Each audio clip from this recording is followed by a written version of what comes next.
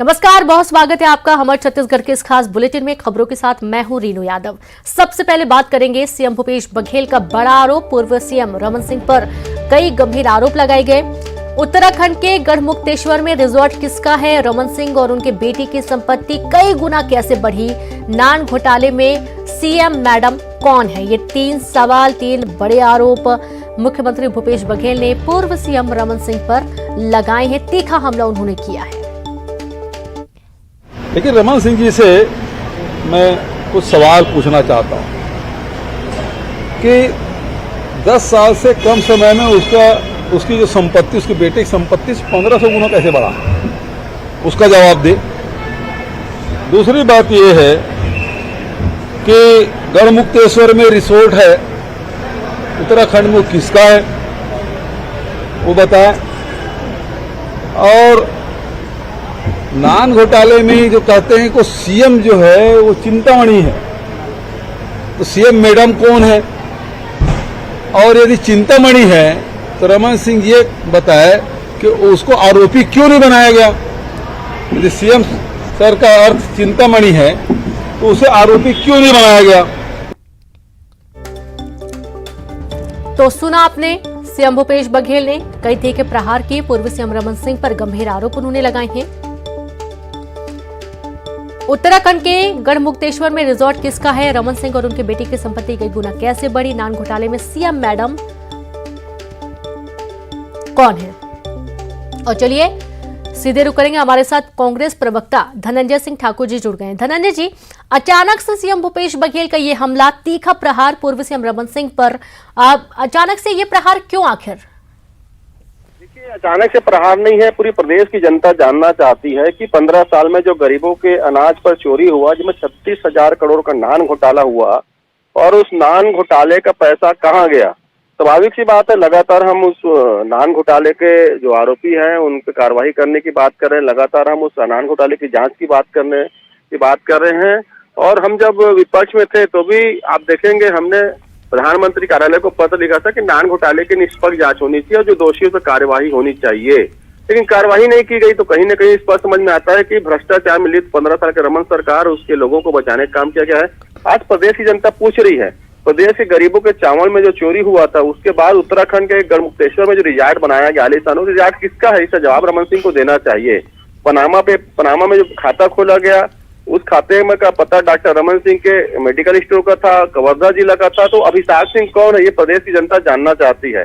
और जो डायरी जब्त हुई थी नान घोटाले के दौरान, उसमें जो सीएम का जिक्र है, सीएम मैडम का जिक्र है, तो लगातार डॉक्टर रमन सिंह कहते जा रहे हैं कि वो सीएम माने चिंतामणि होता है। तो स्वाभाविक सी बात है, जब चिंतामणि डॉक्टर रमन सिंह जी जानते हैं तो सरकार में रहते हैं, उस पर कार्रवाई क्यों नहीं किया गया? अगर बिल्कुल ये सवाल जायज है आपका, आपको रोकना चाहेंगे। सह मीडिया प्रभारी बीजेपी से अनुराग अग्रवाल जी भी जुड़ गए हैं। अनुराग जी, सीएम भूपेश बघेल का गंभीर आरोप है, उत्तराखंड के गढ़मुक्तेश्वर में जो आलीशान रिजॉर्ट है वो किसका है?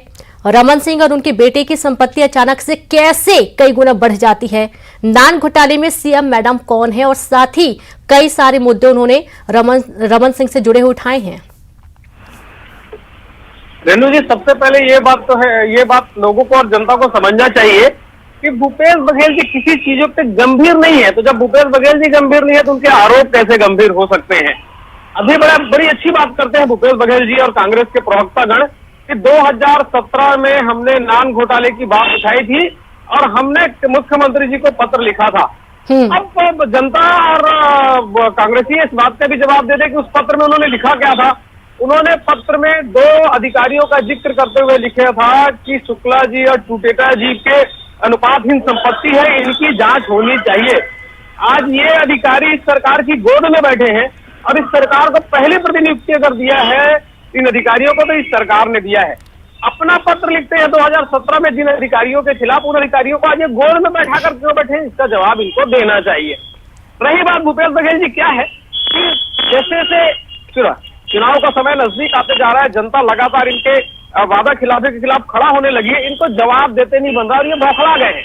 अच्छा, और जब आप मुझे बताइए, जब ये उत्तराखंड से लौट के आते हैं, हिमाचल से लौट के आते हैं, तब अचानक इनको ईडी की याद आती है। वहां पे ऐसा इनको क्या दिख जाता है? क्या है ये, जिस राज्य में जाते हैं उस राज्य में भारतीय जनता पार्टी की विजय होती है। हाँ। और ये पराजित होते हैं। ये अब जब हिमाचल गए थे समझ गए कि यहाँ भी इनकी दाल गलने वाली नहीं है, तो वो दाल वो छत्तीसगढ़ में गलाने की बात करते हैं। एक बात बताइए, दाल तो उनकी छत्तीसगढ़ में गली हुई है। अनुराग जी कैसी बातें कर रहे हैं आप? दाल तो उनकी गली हुई है, प्रदेश की मुखिया है वो। इनकी दाल गली हुई थी, लेकिन अब 4 साल के बाद जनता समझ गई है कि इनके वादे पूरे झूठे निकले और ये काम कर नहीं पा रहे हैं। अच्छा। अब जहां तक मुख्यमंत्री जी की संपत्ति का सवाल है, हाँ हाँ। इस सरकार ने स्वयं 2019 में SIT गठित की थी, आज 2022 आ गया। इनको क्या अपने पुलिस पर भरोसा नहीं है क्या? ये अपने पुलिस से पूछे ना कि 2003 साल में इन्होंने उसकी संपत्ति की क्या जांच की। माननीय पूर्व मुख्यमंत्री रमन सिंह जी ने बकायदा प्रेस वार्ता लेकर कहा कि मैं 2003 में, 2008 में, 2013 में, 2018 में शपथ पत्र देकर चुनाव आयोग में अपनी संपत्ति का ब्यौरा देता हूं। न्यायालय में उसके खिलाफ जांच लंबित है और वहां पे इनकम टैक्स ने बकायदा शपथ पत्र देकर कहा है कि इसमें किसी प्रकार की कोई गड़बड़ी है ही नहीं। तो इन पर अच्छा। किसके ऊपर भरोसा, ये बताएं। ये तय करे कि इनको ईडी पे भरोसा है कि नहीं है। जब ईडी इनके अधिकारियों के खिलाफ जांच करती है तब उसके संरक्षक बनकर ये खड़े हो जाते हैं और इनको लगता है ईडी बायस्ड है। आज ये ईडी से जांच की मांग कर रहे हैं। सबसे पहले मुख्यमंत्री जी क्लियर हो कि इनको अपने पुलिस पे भरोसा है कि ईडी पे भरोसा है। रेणु जी, मैं जवाब दूं? किए हैं तो SIT जी जी जी, एक रिएक्शन अब प्लीज रुकिए थोड़ा सा अनुराग जी। धनंजय जी का एक रिएक्शन तो लेंगे जी। बहुत अच्छी बात कही है भाजपा के प्रवक्ता ने। भाजपा के प्रवक्ता की याद बहुत अच्छी तेज है। हमने 2017 में प्रधानमंत्री कार्यालय को, प्रधानमंत्री जी को पत्र लिखा था कि जो नान घोटाले के जो भ्रष्ट अधिकारी हैं उसके खिलाफ जांच होनी चाहिए। ये बताएं ना कि आखिर 2017 में लिखे गए पत्र में नरेंद्र मोदी जी कार्यालय ने क्यों कार्रवाई नहीं किया? क्या उनको डर था कि अगर जांच की जाएगी तो जांच की आग रमन सिंह तक पहुंचेगा, इसलिए उनको बचाएगा? SIT की उन्होंने बात किया, हमने निश्चित तौर पर SIT की बात किया, आज भी हम कर रहे हैं। जब हमने नान घोटाले की जांच के SIT का गठन किया तब ये बताएं कि आखिर धर्मलाल कौशिक जी जो है न्यायालय में जाकर SIT की जांच को क्यों रुकवाए हुए हैं? ये बताएं ना। उसमें तो नान घोटाले का चोर पकड़ा था, इनको किस बात का डर था? ये कह रहे हैं कि दाल यहाँ नहीं कर रहे, हम तो दाल यहाँ गला रहे हैं। लेकिन जो रमन सरकार में जो चावल चोरी हुआ गरीबों का ना, उसकी जांच होनी चाहिए कि वो आखिर वो चावल चोर कौन है और उस चावल चोर पर कार्रवाई होनी चाहिए। भाजपा प्रवक्ता सब बात किए, ये नहीं बता पाए कि उत्तराखंड के रिजॉर्ट का मालिक कौन है, ये नहीं बता पाए कि पनामा वाला अभिषेक सिंह कौन है, ये नहीं बता पाए कि जो 2008 में घोषणा और वो बताएंगे भी नहीं। 8 करोड़ का कैसे बताएंगे? चोरों की जमात है पूरी, कैसे बता देंगे? रेणु जी आप ये तय कैसे बता देंगे? वो बताएंगे? क्योंकि सर आपने इतनी सारी बातें कह दी लेकिन मेन बात तो आपने बोली ही नहीं ना। या तो आप आरोपों को गलत बोल दें या तो उस पर सफाई दें, आप तो उल्टा आरोप लगा रहे हैं। तो इसका जवाब है क्या कांग्रेस प्रवक्ता के पास?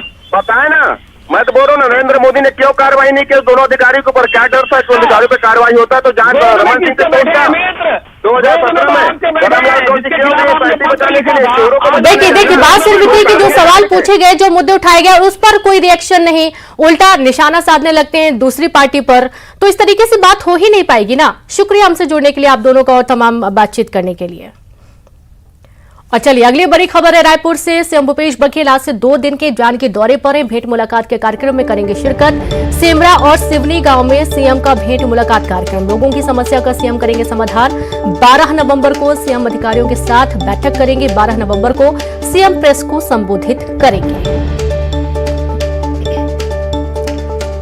तो खबर रायपुर से है। सीएम भूपेश बघेल आज से 2 दिन के जांजगीर दौरे पर भेंट मुलाकात कार्यक्रम में शिरकत करेंगे। सेमरा और सिवनी गांव में सीएम का भेंट मुलाकात कार्यक्रम है। लोगों की समस्याओं का सीएम समाधान करेंगे, लोगों की समस्याएं सुनेंगे और 12 नवंबर को सीएम अधिकारियों के साथ बैठक कर प्रेस को भी संबोधित करेंगे मुख्यमंत्री भूपेश बघेल।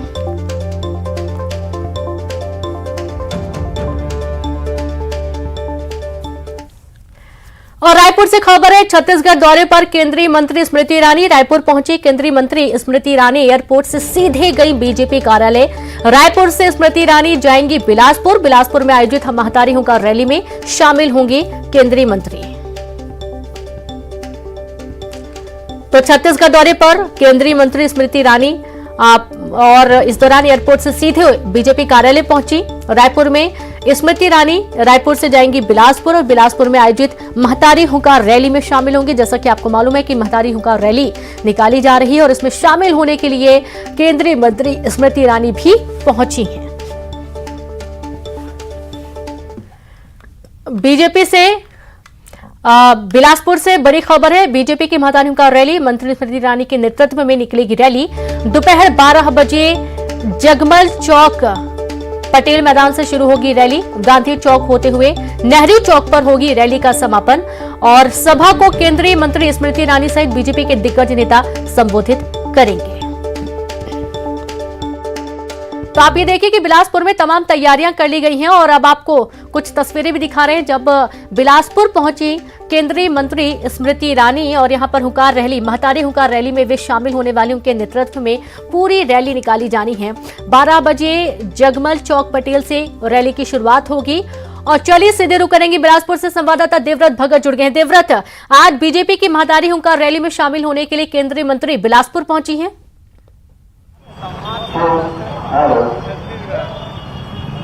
जी रिनू, इसे एक तरह से चुनाव के ठीक एक साल पहले बीजेपी के शक्ति प्रदर्शन से जोड़कर देखा जा रहा है और साथ ही साथ ये भी कहा जा रहा है कि एक चुनावी हुंकार भी है बीजेपी की तरफ से। महतारी हुंकार रैली पूरी तरह से छत्तीसगढ़ या फ्लेवर लिए हुए है और बिलासपुर में तैयारियां क्या है ये भी मैं आपको दिखा देता हूं कि बीजेपी की तो तैयारी है ही, साथ ही जो प्रशासनिक तैयारी है, पुलिस की तैयारी है, वो आप देखिए कि बैरियर्स जो है वो पूरी तरह से लगा दिए गए हैं।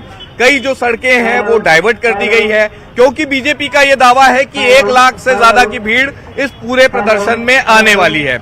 रही बात संगठन की, तो नेतृत्व परिवर्तन के बाद ये एक बड़ा प्रदर्शन होने जा रहा है। संगठन में परिवर्तन के बाद ये बड़ा प्रदर्शन होने जा रहा है, तो निश्चित तौर पर जो संगठन के नए नेता चुने गए हैं उनके लिए भी ये परीक्षा की घड़ी है। महत्वपूर्ण बात ये कि जो सांसद है अरुण साव बीजेपी के प्रदेश अध्यक्ष बने हैं और उनका ये संसदीय क्षेत्र है बिलासपुर का। अब ऐसे में बिलासपुर में ये रैली कितनी सफल होती है वो तो देखने वाली बात होगी, लेकिन बीजेपी की तरफ से बिल्कुल ये दावा किया जा रहा है कि 1 लाख की भीड़ आने वाली है। मेरे साथ प्रवक्ता अनुराग अग्रवाल हैं। 1 लाख की भीड़ का आप लोग दावा कर रहे हैं, क्या वाकई इतनी भीड़ आएगी बिलासपुर में?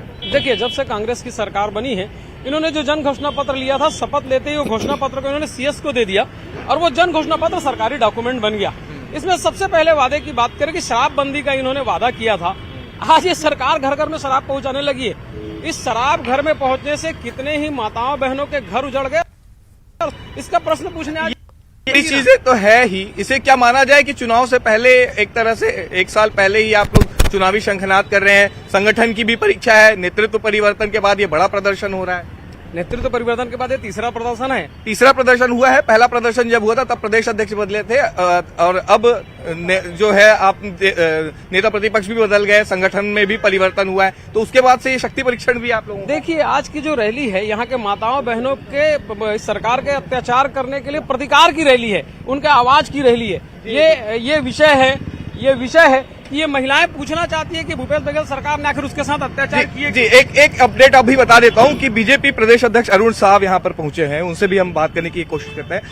आज जो प्रदर्शन है, दावा किया जा रहा है 1 लाख की भीड़ आने वाली है, क्या वाकई ये भीड़ आएगी? क्या कहा जा रहा है? शक्ति प्रदर्शन के तौर पर देखा जा रहा है, खासकर बीजेपी का तो शक्ति प्रदर्शन है ही, आपके शक्ति प्रदर्शन के तौर पर देखा जा रहा है क्योंकि आपका संसदीय क्षेत्र। वास्तव में महतारी हुंकार रैली को लेकर आज पूरे प्रदेश में जो उत्साह है और जिस प्रकार का वातावरण पूरे छत्तीसगढ़ में बना है, निश्चित रूप से 11/11/2022 का आज का दिन छत्तीसगढ़ के लिए ऐतिहासिक होगा। ऐतिहासिक होगा। क्या इसे चुनावी शंखनाद माना जाए? चुनाव अगले साल यही समय वो होगा जब लोग वोट डालने जाएंगे और चुनावी माहौल दिखाई देगा, तो उससे पहले हम ये शंखनाद मान लें इसे? देखिए, हम छत्तीसगढ़ में विपक्ष में हैं, विपक्ष की भूमिका हमको निभानी है और आज छत्तीसगढ़ के महतारियों के साथ जो अन्याय हो रहा है उसके खिलाफ ये हुंकार है। अच्छा, केंद्रीय मंत्री स्मृति ईरानी भी आ रही है और एक तरह से कांग्रेस जो है महंगाई के मुद्दे पे घेर रही है कि भाई महंगाई से तो आम जनता ज्यादा जूझ रही है। अब ऐसे में सरकार के खिलाफ जो शराबबंदी और महिला सुरक्षा जैसे मामलों का कोई औचित्य नहीं निकलता बीजेपी के। कांग्रेस क्या इस बात को नकारती है कि छत्तीसगढ़ में अपराध बढ़ा है? कांग्रेस पार्टी इस बात से इनकार करती है कि शराबबंदी का वादा करके वो सरकार में आए हैं? क्या कांग्रेस पार्टी इस बात को इनकार कर सकती है कि उन्होंने महिला स्व सहायता समूह के 22,000 बहनों को बेरोजगार किया है? महंगाई की बात जहां तक है, जब केंद्र सरकार ने पेट्रोलियम पदार्थों में टैक्स में कमी की तो छत्तीसगढ़ सरकार ने नहीं किया, तो कांग्रेस को महंगाई के मुद्दे पर बोलने का कोई हक नहीं। हर मोर्चे पे भी बीजेपी बहुत ज्यादा प्रोएक्टिव दिखाई दे रही है, चाहे वो युवा मोर्चा का पहला प्रदर्शन देखें और अब महिलाओं को आपने पुरजोर तरीके से एक्टिव किया है। क्या सीधे तौर पे चुनाव पे फोकस है? देखिए, हम राजनीतिक दल हैं और छत्तीसगढ़ में विपक्ष हैं। जनता के मुद्दों को लेकर लड़ाई करना ये बिल्कुल हमारा देवदत्त। नैतिक और संवैधानिक दायित्व है। उस दायित्व का निर्वहन हम कर रहे हैं। तो जनता के मुद्दों को लेकर के जाने की बात यहाँ पर अरुण साहब कह रहे हैं। हाँ, और 1 लाख की भीड़ का दावा तो जरूर किया जा रहा है। देखना ये होगा कितनी भीड़ पहुंचती है, रैली का क्या असर छत्तीसगढ़ की सियासत पर दिखाई देता है। जी बिल्कुल, बहुत शुक्रिया आपका देवव्रत, तमाम बातचीत करने के लिए, जानकारी साझा करने के लिए। और अब अगली खबर है, बिलासपुर से 20 ट्रेनों को फिर रद्द किया गया है। 9 ट्रेनें परिवर्तित होकर चलेंगी। बिलासपुर रायगढ़ के बीच इंटरलॉकिंग का काम चल रहा है। जयराम नगर लटिया के बीच होगा काम। रेल यात्रियों की रोज बढ़ रही परेशानियां, चौथी रेल लाइन विस्तार को लेकर ट्रेनें रद्द की गई हैं। आप ये देखिए कि ट्रेनों के रद्द होने की वजह से सबसे ज्यादा जो परेशानी होती है वो लोगों को होती है जिनका एक दूसरा रूट भी तय होता है जाने के लिए, और ट्रेनें जब रद्द हो जाती है, रूट चेंज हो जाते हैं, तो उनको काफी दिक्कतों का सामना भी करना पड़ता है। खबर बिलासपुर से है, 20 ट्रेनें रद्द की गई हैं और 9 ट्रेनों के रूट डाइवर्ट किए गए हैं और इस वजह से काफी दिक्कतों का सामना यात्रियों को करना पड़ रहा है। कई बार उनकी नाराजगी भी देखने को मिलती है। और अब रायपुर से ही एक और खबर, ट्रेन रद्द होने पर सीएम भूपेश बघेल ने नाराजगी जताई। सीएम भूपेश बघेल ने शायराना अंदाज में कसा तंज, ट्वीट कर लिखा, एक कहावत है, मंजिल मिल ही जाएगी एक दिन, भटकते भटकते ही सही।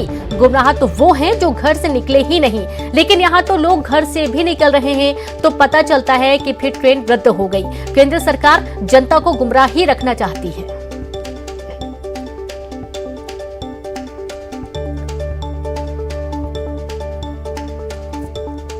तो आप ये देखिए कि ट्रेनें रद्द होने की वजह से जो दिक्कतें आम जन को हो रही हैं वो काफी ज्यादा हैं और इसके चलते कई बार नाराजगी भी व्यक्त की जा रही है।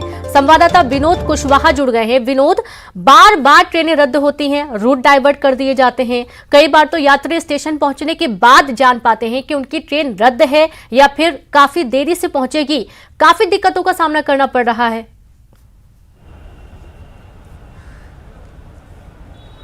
देखिए रीनू, कुछ समय पहले तक ऐसा होता था कि रेल यात्री ये सुनते थे कि आपकी यात्रा सफल और सुखद हो और इसके अलावा फलाने नंबर की ट्रेन बहुत जल्द प्लेटफॉर्म पर आएगी, लेकिन कुछ समय से ऐसा सुनाई देता है कि आपकी यात्रा रद्द होने वाली है या रद्द हो चुकी है। और कुछ ऐसा लंबे समय से सिलसिला जारी है और निराश हाथ लगते हैं रेल यात्रियों को जब उनकी ट्रेनें रद्द हो रही हैं। और एक बार फिर से 20 ट्रेनों को रद्द करने का फरमान रेलवे ने बीती रात को जारी किया है और 9 ट्रेनों को रूट डाइवर्ट किया है।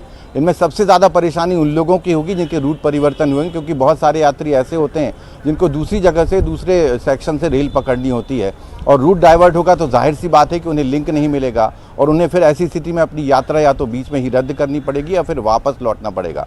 दूसरी परेशानी उन लोगों की है जिनकी 20 ट्रेनें रद्द हो चुकी हैं, उन लोगों ने पहले से रिजर्वेशन करा रखा होगा।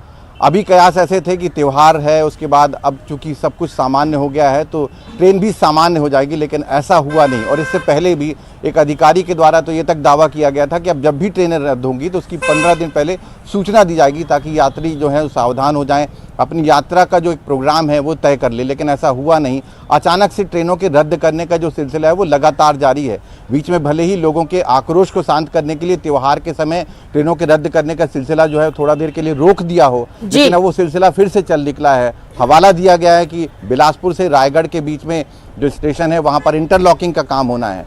सवाल ये उठ रहा है कि एक तरफ भले ही यात्री सुविधाओं को लेकर के विस्तार का काम जारी हो, लेकिन जिस तरह की परेशानियां यात्रियों को झेलनी पड़ रही है उसका जिम्मेदार कौन होगा, कैसे ये व्यवस्था पटरी पर आएगी, इसका जवाब देने के लिए कोई भी जिम्मेदार जो है वो तय नहीं कर रहा, अपनी जवाबदारी तय नहीं कर रहा है और ना ये बता रहा है कि आखिर ये सिलसिला कब तक जारी रहेगा ट्रेनों के रद्द होने का। बिल्कुल, अब इस पूरे मामले को लेकर देखा गया कि मुख्यमंत्री भूपेश बघेल ने बड़े ही शायराना अंदाज में तंज कसा। उन्होंने ट्वीट कर केंद्र सरकार को घेरा।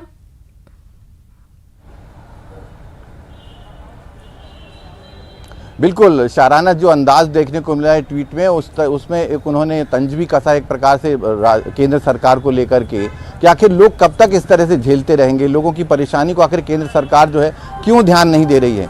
एक तरफ आज जो है महंगाई, बढ़ते अपराध और तमाम मुद्दों को लेकर के बीजेपी हुंकार रैली निकाल रही है, लेकिन लगातार ट्रेनों के रद्द होने का जो सिलसिला उस पर बीजेपी ने चुप्पी साध रखी है और यही वजह है कि लोग परेशान हैं। हालांकि अभी कुछ देर बाद जो केंद्रीय नेता यहाँ पर पहुँचने वाले बिलासपुर में, वहाँ पर बिलासपुर और रायपुर के जो मार्ग है तिफरा में, वहाँ पर काले झंडे दिखा करके कुछ कांग्रेसी इस तरह का विरोध जताएंगे कि आखिर ये सिलसिला कब थमेगा, कब लोगों को सामान्य रूप से यात्रा जो है वो मिल सकेगी। तो राजनीतिक दल अपने अपने तरीके से विरोध जताने का काम शुरू कर चुके हैं, लेकिन सबकी आस यही है कि ये जो रद्द करने का सिलसिला बिल्कुल बिल्कुल बिल्कुल। बहुत शुक्रिया आपका विनोद तमाम जानकारी के लिए।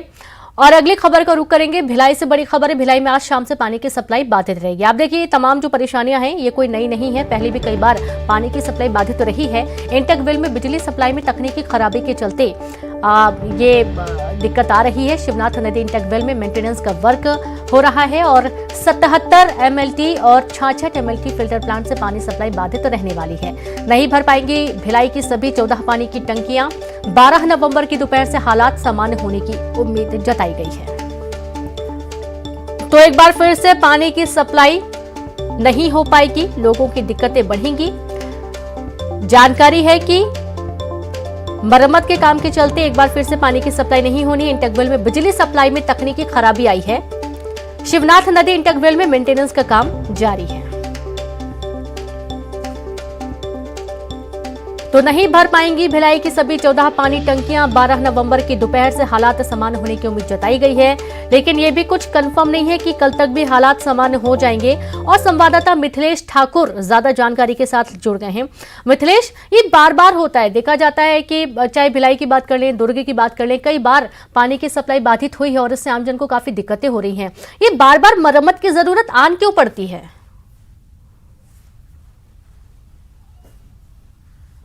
देखिए, बिल्कुल जब जब इस तरह की कोई चीजें होती है तो निस्संदेह लोगों को भारी परेशानियों का सामना करना पड़ता है। अभी यदि वर्तमान की बात किया जाए तो बिजली विभाग का ये काम होना है।